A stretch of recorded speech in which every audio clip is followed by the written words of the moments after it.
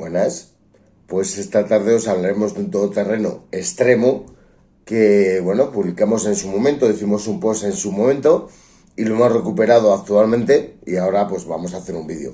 Ya lo tenéis publicado hace muchísimos años en nuestra página web, en nuestro blog, y en breve pues obviamente lo podréis ver en este canal, en el canal de YouTube.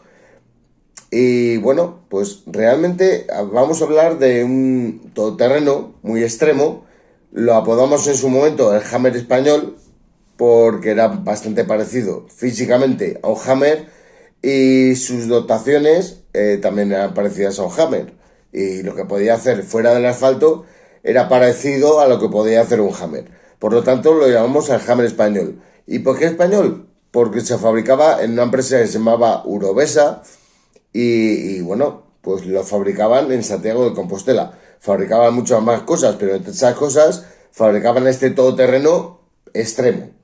Y ahora vais a saber por qué. Realmente tuve la fortuna, en su momento, en unas vacaciones, de conocer a familiares en Santiago de Compostela de esta gente que fabricaba el Uro.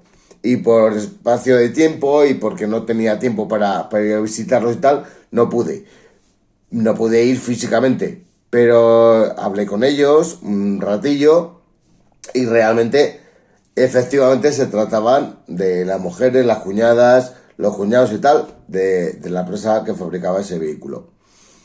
Y bueno, pues ese vehículo tenía dos versiones. La una se denominaba i3, me parece.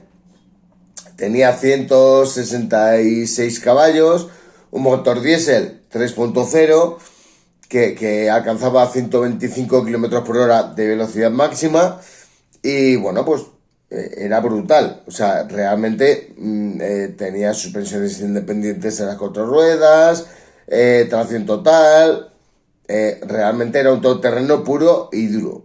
Y luego encima pues su carrocería estaba fabricada básicamente en chapa. Básicamente en chapa. Luego había una versión mucho más dotada en cuestión de motorizaciones, se denominaba S3 y bueno, pues esa motorización era un 3.2 con 188 caballos que alcanzaba los 135 o 132 kilómetros por hora de velocidad máxima y bueno, tenía 420 Nm de par máximo y bueno, la verdad es que era un pepino, no un pepino, a ver, no me entendéis mal, no es el típico coche para hacer tramos de montaña. Montaña otra vez sí, pero tramos de montaña no. O sea, por la carretera no, fuera de la carretera seguramente sí.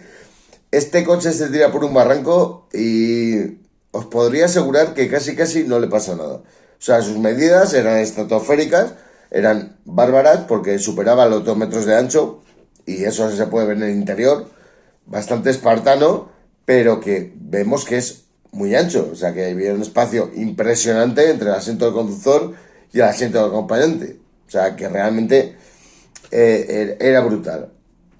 Luego tenía una altura de casi 2 metros de alto, una longitud de casi 5 metros, o sea que tampoco era un coche pequeño, y luego tenía una capacidad, por ejemplo, de vadeo, un ángulo ventral, de ahí que esté muy elevado, de 49 centímetros, que es una burrada. Me imagino que con el snorkel puesto y tal, podría incluso vadear ríos tranquilamente que le cubriese casi el agua hasta el techo sin tener ningún tipo de problema a la hora de evacuar los gases o de calarse el coche. Luego tenía un ángulo de ataque, me parece que de 53 grados, un ángulo de salida de 70 y pico. O sea, era un todoterreno bárbaro que se podía subir por las paredes. ¿Era barato? No. Realmente, para ser la época en la que se movía, en la que era, se podía utilizar en varios campos, bien sea en el campo militar, como hemos visto algún elemento, algún vehículo, en el campo de la seguridad privada, en el campo de la seguridad pública, con coches de policía muy especiales, de bomberos, talleres móviles, protección civil, etcétera.